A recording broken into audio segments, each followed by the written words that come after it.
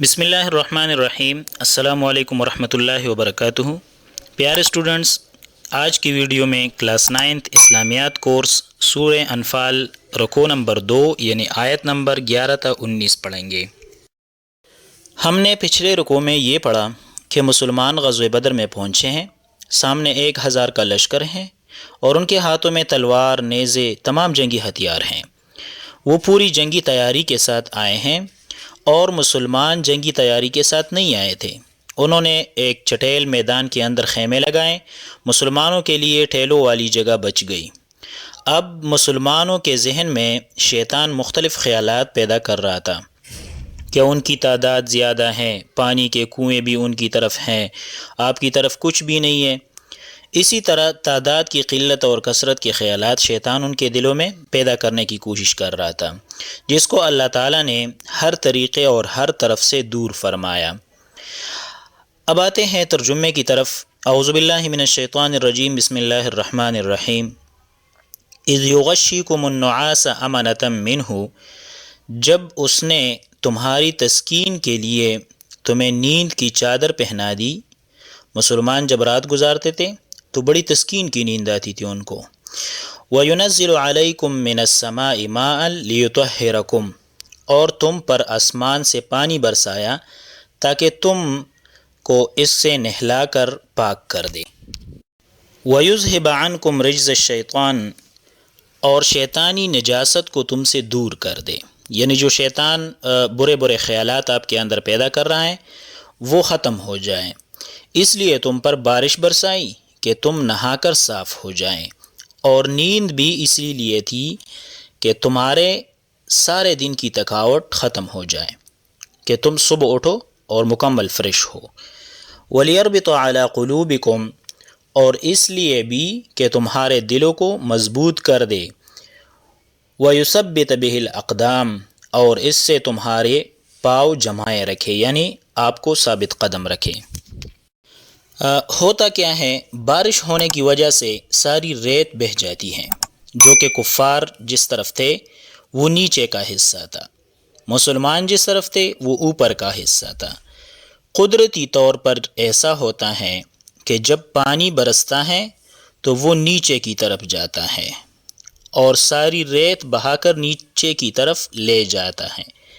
تو یہاں پر بھی ایسا ہوا کہ وہ ساری ریت کو بہا کر نیچے کی طرف لے گیا، اب ان لوگوں سے کھڑا بھی نہیں ہو سکتا تھا۔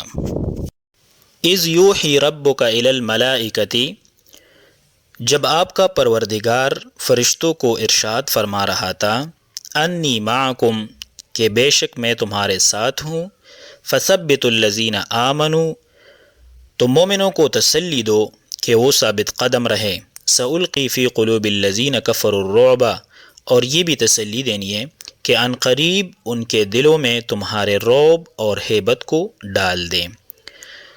فَضْرِبُوا فَوْقَ الْأَعْنَاقِ، تو ان کے سر مار کر اڑا دو۔ وَضْرِبُوا مِنْهُمْ كُلَّ بَنَانٍ، اور ان کے جسم کے پور پور مار کے توڑ دو، یعنی ان کے جوڑ جوڑ مار کے توڑ دو۔ یہ اللہ کی طرف سے حکم آیا، فرشتے یہ خوشخبری لائی کہ اللہ تمہارے ساتھ ہیں، پریشان نہیں ہونا، ثابت قدم رہنا ہے۔ جب کفار سے لڑائی ہو تو اس لڑائی کے دوران ڈرنا نہیں ہے، ان کے سر مار کے گردنیں اڑا دینی ہے اور ان کے جسم کے حصے کا ایک ایک جوڑ پور پور مار کے توڑ دینا ہے، اتنی سخت سزا دینی ہے کفار کو۔ ذالک بأنہم شاقوا اللہ ورسولہ، یہ سزا اس لیے دی گئی کہ انہوں نے اللہ اور اس کے رسول کی مخالفت کی۔ وَمَن يُشَاقِقِ اللَّهَ وَرَسُولَهُ، اور جو کوئی اللہ اور اس کے رسول کی مخالفت کرتا ہے، فَإِنَّ اللَّهَ شَدِيدُ الْعِقَابِ، تو اللہ بھی سخت عذاب دینے والا ہے۔ ذَلِكُمْ فَذُوقُوهُ، یہ کفار کے بارے میں آیات ہیں، یہ مزہ تو یہاں پر چکھو۔ وَأَنَّ لِلْكَافِرِينَ عَذَابَ النَّارِ، اور یہ اچھی طرح جان کے رکھو، یہ جان لو کہ کافروں کے لیے آخرت میں دوزخ کا عذاب ہیں اور وہ بھی تیار کیا ہوا ہے۔ یا ایھا الذین آمنوا، اے ایمان والو، اذا لقیتم الذین کفروا زحفا فلا تولوہم الادبار، جب تمہارا کافروں کے ساتھ مقابلہ ہو تو ان سے پھیٹ پھیر کر مت بھاگنا۔ وَمَن يُوَلِّهِمْ يَوْمَئِذٍ دُبُرَهُ۔ اسٹوڈنٹس، اب یہاں پر آپ نے بک کی طرف توجہ سے دیکھنا ہے اور یہ آگے کا ترجمہ توجہ سے سننا ہے۔ یہ تھوڑا مشکل ہے، اس میں ہم آیت کے شروع کا ترجمہ اور آیت کے آخر کا ترجمہ پڑھیں گے، اس کے بعد درمیان والی آیت کے درمیانی حصے کا ترجمہ کریں گے تاکہ آپ کو سمجھنا آسان ہو۔ وَمَن يُوَلِّهِمْ يَوْمَئِذٍ دُبُرَهُ، اور جو کوئی جنگ کے دن پھیٹ پھیر کر بھاگے گا، فقد باء بغضب من اللہ، پس وہ اللہ کے غضب میں گرفتار ہوا۔ وَمَأْوَاهُ جہنم، اور اس کا ٹھکانہ جہنم ہے۔ وَبِئْسَ الْمَصِيرُ، اور وہ بہت ہی بری جگہ ہے۔ اب جو جملہ رہ گیا تھا إِلَّا مُتَحَرِّفًا لِقِتَالٍ أَوْ مُتَحَيِّزًا إِلَى فِئَةٍ، اس میں دو صورتیں بتا دی سوائے وہ پہلی والی صورت کے۔ نمبر 1، إِلَّا مُتَحَرِّفًا لِقِتَالٍ، لڑائی کے لیے کنارے کنارے چلے، یعنی جنگی چال کے طور پر۔ نمبر 2، او متحیزاً الی فئۃ، یا اپنے لشکر میں جا ملنا چاہے، اپنے لشکر کے ساتھ ہونا چاہے۔ فلم تقتلوہم، پس تم نے انہیں قتل نہیں کیا، ولکن اللہ قتلہم، بلکہ اللہ نے انہیں قتل کیا ہے۔ اب یہاں سے حضور صلی اللہ علیہ وسلم کی بے مثال شان بیان ہو رہی ہیں۔ حضور صلی اللہ علیہ وسلم نے غزوہ بدر میں مٹھی بھر کنکریاں اٹھائی زمین سے اور اٹھا کر کفار کی لشکر کی طرف پھینک دی، جن سے ان پر ایسی کیفیت طاری ہو گئی کہ وہ کچھ سمجھ نہ پائے۔ یہاں اللہ تعالیٰ فرماتا ہے کہ کنکریاں اٹھائی بھی حضور صلی اللہ علیہ وسلم نے، پھینکی بھی حضور صلی اللہ علیہ وسلم نے، لیکن کفار کے آنکھوں تک اللہ نے پہنچائے۔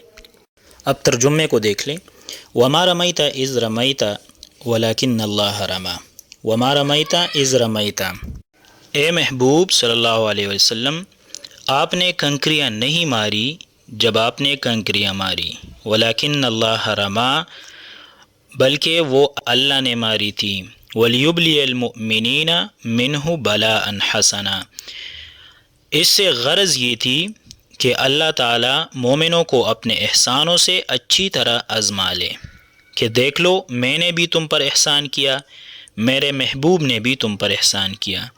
اب حضور صلی اللہ علیہ وسلم کا ساتھ کبھی نہیں چھوڑنا۔ ان اللہ سمیع علیم، بے شک اللہ سننے والا اور جاننے والا ہے۔ ذالکم وان اللہ موہن کید الکافرین، یہ بات اس لیے ہے کہ بے شک اللہ تعالیٰ کافروں کی تدبیروں کو کمزور کر دینے والا ہے۔ ان تستفتحوا فقد جاءکم الفتح، اے کافرو، اگر تم میرے محبوب پر فتح چاہتے ہو تو تمہارے پاس فتح آ چکی۔ وَإِن تَنْتَهُوا فَهُوَ خَيْرٌ لَكُمْ، اور اگر تم اپنے افعال سے باز آ گئے تو وہ تمہارے لیے بہتر ہوگا۔ وَإِن تَعُودُوا نَعُدْ، اور اگر پھر نافرمانی کرو گے تو پھر ہم تمہیں عذاب دیں گے۔ وَلَن تُغْنِيَ عَنْكُمْ فِئَتُكُمْ شَيْئًا وَلَوْ كَثُرَتْ، اور پھر تمہاری جماعت خواہ کتنی ہی کثیر کیوں نہ ہو تمہارے کچھ کم نہیں آئے گی۔ وَأَنَّ اللَّهَ مَعَ الْمُؤْمِنِينَ، اور بے شک اللہ مومنوں کے ساتھ ہیں۔ پیارے اسٹوڈنٹس، آج ہمارا دوسرا رکوع بھی کمپلیٹ ہو گیا۔